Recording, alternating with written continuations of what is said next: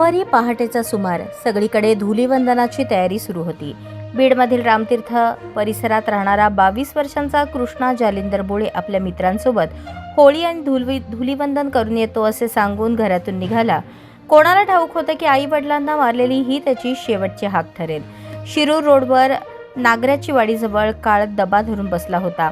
एका भीषण अपघातात कृष्णाचा जागीच मृत्यू झाला आणि एका हसत्या खेळत्या कुटुंबाचा आधार कायमचा हिरावला. कृष्णा आणि त्याचे मित्र 2 गाड्यांमधून मोठ्या उत्साहात एका रिसॉर्टकडे निघाले होते. तरुण वय सोबतीला जीवा भावाचे मित्र आणि सणाचा उत्साह, पण नियतीच्या मनात काहीतरी वेगळंच होतं.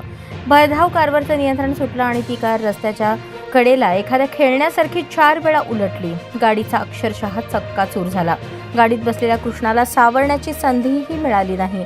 ज्या हाताने धुलीवंदन खेळायचे होते ते हात रक्ताने माखले आणि कृष्णाचा मृतदेह रक्तबंबाळ होऊन पडला होता. कार उलटत जाऊन थेट शेतातील एका विहिरीच्या कठड्याला धडकली. जर तो कठडा नसता तर कार थेट विहिरीत कोसळली असती आणि इतर मित्रांचाही जीव वाचवणं कठीण झालं असतं. मागून येणाऱ्या थारमधील मित्रांनी धावत जाऊन आपल्या रक्ताळलेल्या मित्रांना बाहेर काढलं, पण कृष्णाची हालचाल तोवर थांबली होती. आपल्या लाडक्या मित्राचा मृतदेह हातात घेऊन जाताना त्या तरुणांच्या डोळ्यात पाणी होतं. कृष्णाच्या मृत्यूची बातमी समजताच रामतीर्थ परिसरात शोककळा पसरली. ज्या घरातून पहाटे कृष्णा हसत खिदळत बाहेर पडला होता त्याच घरात त्याच्या आई वडिलांचा हंबरडा काळी चिरून टाकत होता. पोरा लवकर येतो म्हणाला होता, ससा अर्ध्यावर सोडून का गेलास असा टाहो आईनं फोडला. या अपघातात प्रसाद खोले याची प्रकृती अत्यंत चिंताजनक असून संभाजीनगरमध्ये उपचार सुरू आहेत, तर यश पेंढारे आणि दुसरा एक मित्र बीडमध्ये मृत्यूशी झुंज देत आहेत.